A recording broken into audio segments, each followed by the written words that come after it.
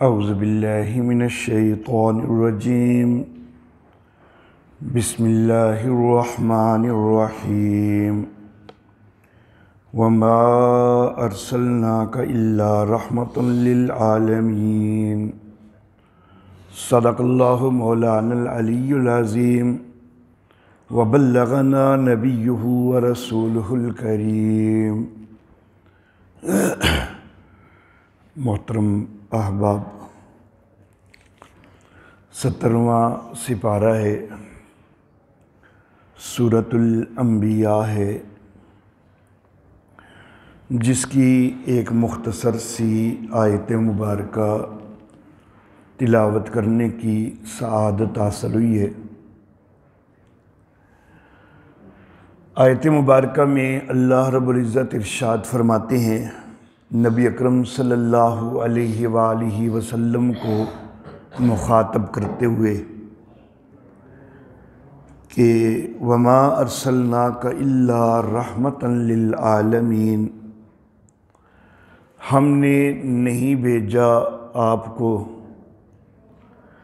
مگر جہانوں پر اپنی رحمت کرنے کے لیے۔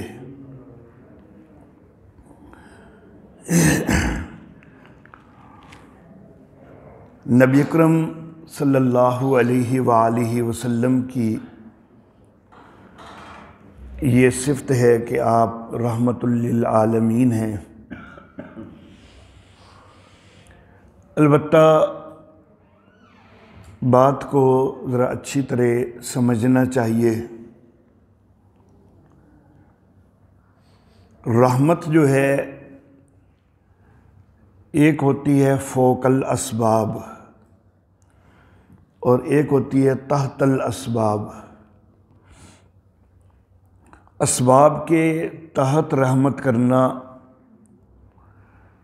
وہ مخلوق کے اختیار میں ہوا کرتا ہے، فوق الاسباب رحمت کرنا وہ صرف اور صرف اللہ کا اختیار ہوتا ہے۔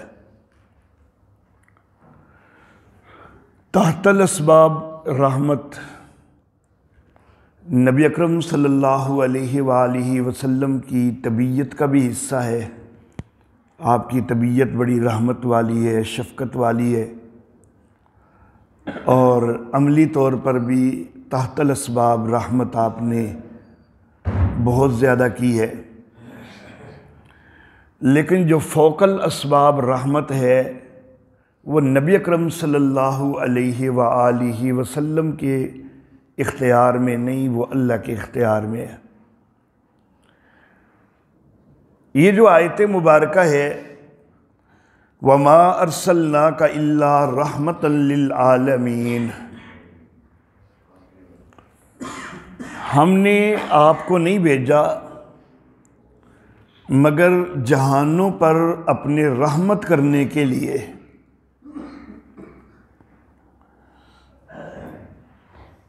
اس کا یہ مطلب نہیں ہے کہ ہم نے آپ کو بھیجا ہے کہ آپ جہانوں پر رحمت کریں، یہ مطلب نہیں ہے،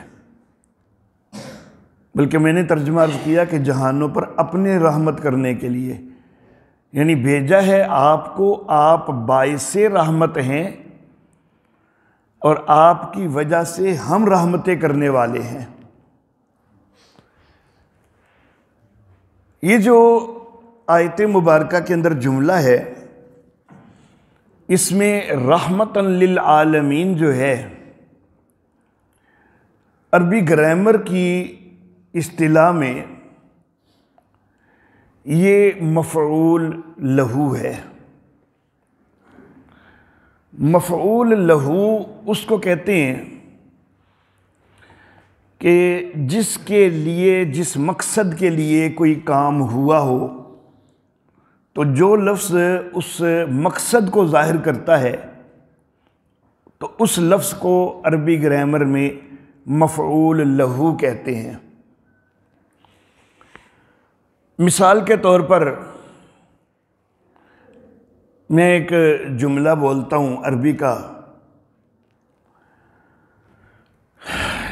کہ ضربت زیدن تعدیباً مطلب کیا ہے؟ میں نے زید کو مارا ادب سکھانے کے لیے، کہ زید کے اندر جو ہے وہ کوئی گستاخی وغیرہ پائی جاتی ہے، تو اس لیے تنبیہ کے طور پر مجھے مارنا پڑا تاکہ اس کو کچھ ادب آ جائے۔ تو ضرب تو میں نے مارا، ضرب فعل ہے، اس میں مارنے والا میں ہوں، میں فاعل ہوں۔ زیدن زید کو مارا گیا ہے، وہ مفعول بہ ہے، اور مارا کیوں گیا ہے، وجہ کیا ہے، سبب کیا ہے، وہ ہے تعدیباً، ادب سکھانے کے لیے۔ تو یہ جو سبب ہے نا، اس کو کہتے ہیں کہ یہ مفعول لہو ہے، کہ یہ کام کیا گیا ہے تو کیوں کیا گیا ہے، اس کی وجہ کیا ہے۔ اب یہاں پر اللہ رب العزت نے بھیجا ہے، اللہ فرماتے ہیں وما ارسلناک الا رحمتا للعالمین، بھیجا ہے اللہ نے، تو اللہ فاعل ہے، بھیجنا فعل ہے۔ بھیجا کس کو ہے؟ نبی اکرم صلی اللہ علیہ وآلہ وسلم کو۔ اور بھیجا کس لیے ہے؟ اس لیے کہ رحمت ہو جائے جہانوں پر۔ اللہ اللہ، تو یہ رحمت للعالمین جو ہے یہ مفعول بہ ہے، مفعول لہو ہے۔ اور یہ بات ذہن نشین رہے کہ مفعول لہو جو ہوتا ہے نا، اس کا فاعل اور جو پہلے فعل ذکر ہوتا ہے اس کا فاعل ایک ہی ہوتا ہے۔ مفعول لہو کا فاعل مفعول نہیں ہوا کرتا، مفعول لہو کا فاعل وہی ہوتا ہے جو فعل کا فاعل ہے۔ اس کو ذرا سمجھ لیجئے اسی مثال کے ساتھ کہ میں نے کہا کہ ضربت زیدن تعدیباً، میں نے زید کو مارا ادب سکھانے کے لیے، تو ضرب فعل ہے، اس کا فاعل کون ہے؟ میں ہوں۔ تو مقصد کیا ہے؟ ادب سکھانا، تو اس مقصد کا فاعل بھی میں ہوں۔ اس مقصد کا فاعل وہ زید نہیں ہے کہ زید نے اپنے آپ کو کوئی ادب سکھانا تھا تو اس لیے اس کو مار پڑی ہے، مارا میں نے ہے، تو ادب سکھانے کا فاعل بھی میں ہوں، میں اس کو ادب سکھانا چاہتا ہوں۔ تو جو پہلے فعل کا فاعل ہے وہی مفعول لہو کا فاعل ہوتا ہے، یہ عربی گرامر کا اصول ہے۔ تو یہاں پر بھی فعل ہے ارسلنا، ہم نے بھیجا، فاعل اس کا ہے اللہ، تو پھر رحمت للعالمین جو مفعول لہو ہے اس کا فاعل بھی اللہ ہے، کہ ہم نے بھیجا ہے تاکہ جہانوں پر ہم رحمت کریں۔ یہ نہیں کہ آپ کو رحمت دے دی گئی ہے کہ آپ جہانوں پر رحمت کریں، رحمتیں کرنی ہم نے، جو فوق الاسباب رحمت ہے وہ ہمیشہ صرف اللہ ہی کے اختیار میں ہے، وہ کسی اور کے اختیار میں نہیں ہے۔ تحت الاسباب نبی اکرم صلی اللہ علیہ وآلہ وسلم کی طبیعت کے اندر بڑی نرمی پیدا کی گئی، بڑی رحمت پیدا کی گئی، بڑی شفقت پیدا کی گئی، اور آپ نے ہمیشہ رحمت والا معاملہ کیا، وہ تحت الاسباب تو ہے، لیکن یہ جو جہانوں کے اوپر رحمت کرنا ہے تو یہ اختیار اللہ کا ہے، اس کا فاعل اللہ ہے۔ آپ باعث رحمت ہیں، نبی اکرم صلی اللہ علیہ وآلہ وسلم باعث رحمت ہیں، اور آپ کی وجہ سے جہانوں پر اللہ رحمت کرتے ہیں۔ اللہ اللہ، میرے آقا محمد عربی صلی اللہ علیہ وآلہ وسلم اتنے رحمتوں والے، اتنی شفقتوں والے، اتنی محبتوں والے، اللہ اللہ۔ میرے آقا طائف گئے تبلیغ کرنے کے لیے، اور طائف والوں نے نبی اکرم صلی اللہ علیہ وآلہ وسلم کے پیچھے اوباش لڑکوں کو لگا دیا کہ آپ کو پتھر مارے۔ اللہ اللہ۔ ایک دفعہ نبی اکرم صلی اللہ علیہ وآلہ وسلم سے سوال کیا گیا تھا کہ غزوہ احد میں آقا آپ کے اوپر بڑی تکلیف آئی ہے، دانت مبارک بھی شہید ہوئے ہیں، گھڑے کے اندر گرے ہیں، رخسار مبارک جو ہیں ان کے اندر خود کی کڑیاں چبھی ہیں وغیرہ، بڑی تکلیف آئی ہے احد میں آپ کو۔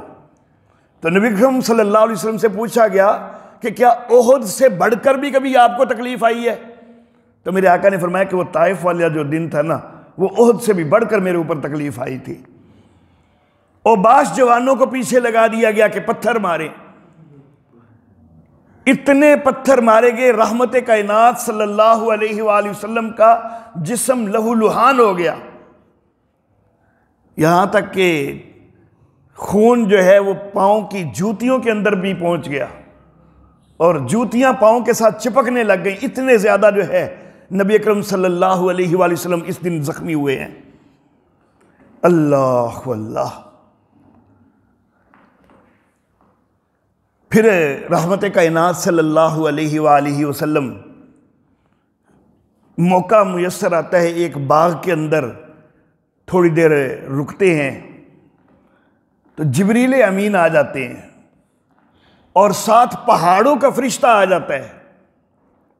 جبریل امین اور پہاڑوں کا فرشتہ آ کے وہ اجازت طلب کرتے ہیں کہ اگر آپ حکم دیں، یہ طائف والے جنہوں نے آپ کو اتنی اذیت دی ہے، تو یہ پہاڑ اٹھا کے ان کے اوپر الٹ دیے جائیں۔ لیکن رحمت کائنات صلی اللہ علیہ وآلہ وسلم جن کو ابھی اتنی اذیت دی گئی ہے، تو اس وقت بھی میرے آقا، رحمتوں والے آقا، اس وقت بھی کہہ رہے ہیں کہ نہیں نہیں، ایسا نہیں میں چاہتا۔ اللہ اللہ، مجھے امید ہے کہ ان کی نسلوں میں آگے ایمان والے پیدا ہو جائیں گے۔ یہ تو بڑے جو ہے وہ گھنونی حرکت کرنے والے، مجھے مارنے والے، لیکن ہو سکتا ہے ان کی نسلوں میں ایمان والے پیدا ہو جائیں، یہ کام نہیں کرنا۔ اللہ اللہ۔ 13 سال کا مکی دور میرے آقا صلی اللہ علیہ وآلہ وسلم کو اذیتیں دی گئی ہیں، تکلیفیں دی گئی ہیں، صحابہ کرام کو تنگ کیا گیا ہے، ستایا گیا ہے۔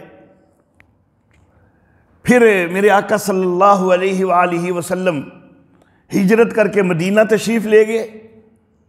مکہ والے تب بھی چین سے نہیں بیٹھے، بلکہ مکہ والے کبھی بدر کے لیے چڑھائی کر رہے ہیں، کبھی احد کے لیے چڑھائی کر رہے ہیں، کبھی خندق کے لیے چڑھائی کر رہے ہیں، مدینہ کے منافقین سے ساز باز کر رہے ہیں، یہودیوں سے ساز باز کر رہے ہیں۔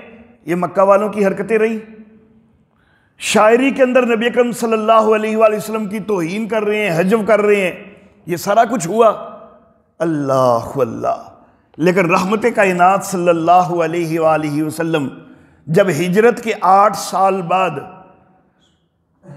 مکہ کے اندر فاتح کی حیثیت سے داخل ہو رہے ہیں، تو کچھ صحابہ کرام رضوان اللہ علیہم اجمعین، جذبات میں ان کی زبان سے ایک جملہ نکل گیا کہ الیوم یوم الملحمہ، کہ آج کا دن انتقام کا دن ہے، بدلے کا دن ہے، خون بہانے کا دن ہے، خوب خون بہائیں گے ہم۔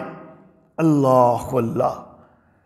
تو رحمت کائنات صلی اللہ علیہ وآلہ وسلم کے کانوں میں آواز پڑی، یا آپ کو بتایا گیا کہ یہ جملہ بولا جا رہا ہے کہ الیوم یوم الملحمہ، خوب خون ریزی کا دن ہے، خوب خون بہائیں گے، انتقام لیں گے۔ تو میرے آقا نے کہا کہ صحابہ یہ روک دو، یہ جملہ یہ نہیں کہنا، بلکہ یوں کہنا ہے کہ الیوم یوم المرحمہ، ملحمہ نہیں کہنا، مرحمہ کہنا ہے۔ آج رحمتوں کا دن ہے، آج کوئی انتقام کا، کوئی خون بہانے کا دن نہیں ہے، آج رحمتوں کا دن ہے۔ اللہ اللہ۔ نبی اکرم صلی اللہ علیہ وآلہ وسلم جب مکہ فتح ہوا تو نبی اکرم صلی اللہ علیہ وآلہ وسلم نے قریش کو مخاطب کر کے یہ کہا کہ تمہیں کیا توقع ہے کہ آج تمہارے ساتھ کیا سلوک ہوگا؟ وہی مکہ والے جنہوں نے 13 سال بڑا تنگ کیا ہے، ان کو مخاطب کر کے کہا کیا تمہیں توقع ہے کہ آج تمہارے ساتھ کیا سلوک ہوگا؟ اللہ اللہ۔ اور وہ جو ساری زندگی تنگ کرتے رہے، تو وہ بھی میرے آقا کے اخلاق کو جانتے تھے، وہ بھی اخلاق کو جانتے تھے، اخلاق نبوی کو جانتے تھے، اور وہ کہنے لگے کہ ہمیں وہی امید ہے کہ جو یوسف کے بھائیوں نے یوسف کو تنگ کیا تھا پھر بھی یوسف نے معاف کر دیا تھا، تو ہمیں آپ سے بھی وہی امید ہے۔ اللہ اللہ۔ تو نبی اکرم صلی اللہ علیہ وآلہ وسلم نے فرما دیا کہ لا تثریب علیکم اليوم، جاؤ تم سب کو معافی ہے، تمہارے اوپر کوئی مواخذہ نہیں ہے، کوئی پکڑ نہیں ہے۔ اللہ اللہ۔ البتہ چند نام نبی اکرم صلی اللہ علیہ وآلہ وسلم نے لے دیے، کیونکہ کچھ لوگوں کے اوپر بڑا ہی غصہ تھا، انہوں نے بڑا ہی تنگ کیا ہوا تھا، چند نام لے دیے کہ ان کو بہرحال میں نے معاف نہیں کرنا، باقی سب کو معاف۔ لیکن پھر ان میں سے بھی جو بھی ایمان قبول کر کے آتا گیا، ایک دفعہ تو کہہ دیا تھا کہ میں نے معاف نہیں کرنا، لیکن رحمت پھر غالب آتی گئی، ان کو بھی معاف کرتے گئے۔ جو بھی ایمان قبول کر کے آیا اس کو جو ہے وہ معاف فرما دیا میرے آقا صلی اللہ علیہ وسلم نے۔ اللہ اللہ۔ میرے آقا نے فرمایا کہ ایک دفعہ میرے آقا سے کہا گیا کہ دشمنوں نے آپ کو بڑا تنگ کیا ہے، بڑی تکلیفیں دی ہیں، تو آپ ان کے اوپر لعنت کیوں نہیں کرتے؟ آپ لعنت کی دعا کر دیجئے۔ اللہ اللہ۔ تو میرے آقا نے فرمایا کہ ما انا بعثت لعانا، میں لعنتیں کرنے والا بنا کے نہیں بھیجا گیا، انما بعثت رحمتا، میں تو رحمتوں والا بنا کے بھیجا گیا ہوں۔ اور کما قال النبی صلی اللہ علیہ وآلہ وسلم۔ اللہ اللہ۔ اور فرمایا کہ بعثنی اللہ رحمتا للعالمین، مجھے اللہ نے جہانوں پر رحمت کے لیے بنا کے بھیجا ہے۔ اللہ اللہ۔ اور نبی اکرم صلی اللہ علیہ وآلہ وسلم نے اپنے کچھ نام گنوائے ایک دفعہ کہ میں محمد بھی ہوں، میں احمد بھی ہوں، میں حاشر بھی ہوں، میں مقفع بھی ہوں۔ یہ نام گنواتے گنواتے فرمایا کہ میں نبی الرحمت بھی ہوں، رحمتوں والا نبی ہوں میں۔ اللہ اللہ۔ نبی اکرم صلی اللہ علیہ وآلہ وسلم بدر کے قیدی لائے گئے ہیں اور بیڑیوں کے اندر جکڑے ہوئے ہیں، تو رات کو جس وقت رحمت کائنات صلی اللہ علیہ وآلہ وسلم آرام فرمانے لگے، ان قیدیوں کی کرہ کی آواز پہنچی تو میرے آقا نے فوراً حکم دیا کہ ان کی بیڑیوں کو ڈھیلا کر دو، ان کو آرام پہنچاؤ۔ ہیں قیدی، وہ دشمن ہیں، قیدی بن کے آئے ہیں، لیکن میرے آقا نے کہا کہ ان کو آرام پہنچاؤ، ان کی بیڑیاں ڈھیلی کر دو۔ ان کے کراہنے کی آواز آئی ہے۔ اللہ اللہ۔ ایک اونٹ بھی شکایت کرتا ہے نبی اکرم صلی اللہ علیہ وآلہ وسلم کی بارگاہ میں، تو نبی اکرم صلی اللہ علیہ وآلہ وسلم اس کے مالک کو بلا کر اس کے ساتھ مہربانی کا سلوک کرنے کی ہدایت کرتے ہیں۔ اللہ اللہ۔ ایک صحابی اپنے غلام کو جو ہے اس نے مار دیا، نبی اکرم صلی اللہ علیہ وآلہ وسلم نے دیکھا کہ غلام کو مار رہا ہے، تو نبی اکرم صلی اللہ علیہ وآلہ وسلم نے بلا کے صحابی کو تنبیہ کی۔ اللہ اللہ۔ اس صحابی نے عرض کیا کہ آقا میں اللہ کی رضا کے لیے اس کو آزاد کرتا ہوں۔ تو میرے آقا صلی اللہ علیہ وآلہ وسلم ہر موقع پر رحمتوں اور شفقتوں کا مرقع رہے ہیں۔ اللہ اللہ۔ تراویح میرے آقا نے 3 دن بعد جماعت پڑھائی، دل میرے آقا کا کرتا تھا کہ مزید بھی پڑھائیں، لیکن واضح فرما دیا کہ کہیں امت کے لیے مشقت نہ ہو جائے، یہ نہ ہو جائے کہ تراویح فرض ہو جائے، واجب ہو جائے، امت کے لیے مشقت ہو جائے، تو اس لیے میں مزید نہیں پڑھا رہا۔ امت کے لیے رحمت ہے میرے آقا صلی اللہ علیہ وسلم کی۔ اللہ اللہ۔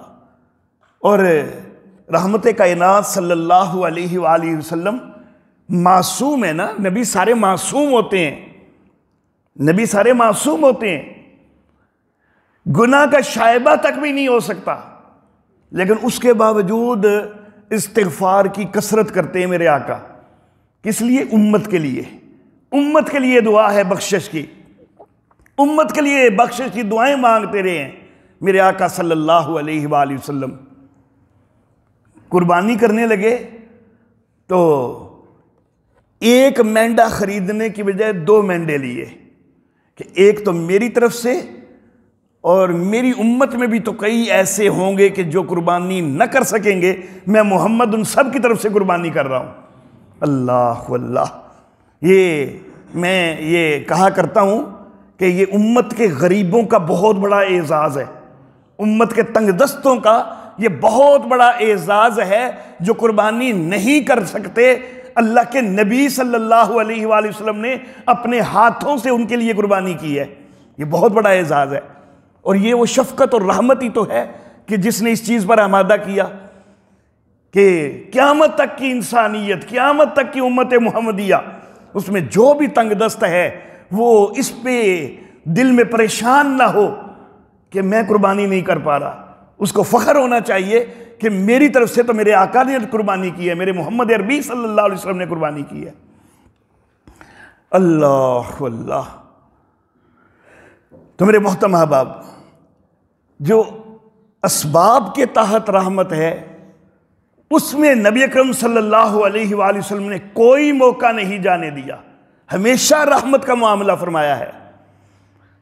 دین کے اصول دیتے ہوئے انتہائی نرمی کا معاملہ، اور صحابہ کرام کو تلقین بھی کرتے تھے کہ لوگوں کو جب دین کی طرف بلانا ہے تو ان کے لیے تنگی نہیں پیدا کرنی، ان کے لیے آسانیاں پیدا کرنی ہے، آسانی کے ساتھ دعوت دینی ہے، ان کو تنگی والے معاملے میں دعوت نہیں دینی۔ تو فوکل اسباب رحمت جو ہے وہ بہرحال اللہ ہی کے ہاتھ میں ہے، اور اس رحمت کے تو خود میرے آقا بھی محتاج ہیں۔ میرے آقا بھی جو فوکل اسباب رحمت ہے جو اللہ رب العزت نے دینی ہے، اس کے خود میرے آقا بھی بڑے محتاج ہیں۔ نبی اکرم صلی اللہ علیہ وآلہ وسلم نے امت محمدیہ کو درود شریف سکھلایا ہے نا، اللہم صلی علی محمد وعلی آل محمد کما صلیت علی ابراہیم وعلی آل ابراہیم انک حمید مجید۔ تو یہ جو اللہم صلی علی محمد کیا معنی ہے؟ یا اللہ تو محمد صلی اللہ علیہ وسلم پر رحمت فرما دے۔ تو نبی اکرم صلی اللہ علیہ وآلہ وسلم آپ بھی اللہ کی رحمتوں کے محتاج ہیں۔ تو فوکل اسباب رحمتیں دینے والا اللہ ہی ہے، اپنے نبی تک کو بھی۔ اللہ اللہ۔ اور پھر یہ درود شریف جو ہے نبی اکرم صلی اللہ علیہ وسلم نے امت کو سکھایا ہے، لیکن ہے یہ اللہ کی طرف سے، کیونکہ نبی اپنی مرضی سے تو شریعت کے متعلق کچھ نہیں بولتے، وہ تو اللہ رب العزت کے احکام ہی پہنچاتے ہیں۔ وَمَا يَنْتِقُ عَنِ الْهَوَىٰ إِنْ هُوَ إِلَّا وَحْيٌ يُوحَىٰ۔ اپنی مرضی سے نبی کچھ نہیں بولتے، وحی کی روشنی میں بولتے ہیں۔ تو یہ درود شریف بھی اللہ رب العزت کا سکھایا ہوا ہے جو نبی اکرم صلی اللہ علیہ وسلم نے امت تک پہنچایا ہے۔ اب اس میں نبی اکرم صلی اللہ علیہ وآلہ وسلم نے جو امت تک پہنچایا ہے تو اس میں صرف اتنا نہیں ہے کہ اللہم صلی علی محمد، بلکہ وعلی آل محمد، تاکہ کل کو یہ نہ کوئی کہنے لگ جائے کہ جی ٹھیک ہے اللہ کی طرف سے رحمت محمد صلی اللہ علیہ وسلم پر، اور آگے ساری انسانیت کو تقسیم کرنے والے محمد صلی اللہ علیہ وسلم، نہ کوئی یہ والا بھی نہ کہنے لگ جائے۔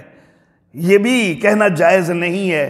اللہ کی طرف سے رحمت محمد صلی اللہ علیہ وسلم پر بھی، اور محمد صلی اللہ علیہ وسلم کی آل پر بھی اللہ کی طرف سے رحمتیں۔ آل کو بھی محمد صلی اللہ علیہ وسلم فوکل اسباب رحمتیں نہیں دے سکتے۔ جو فوکل اسباب رحمت ہیں وہ اللہ ہی کے لیے ہے، وہ کسی اور کے لیے نہیں ہے۔ وآخر دعوانا ان الحمدللہ۔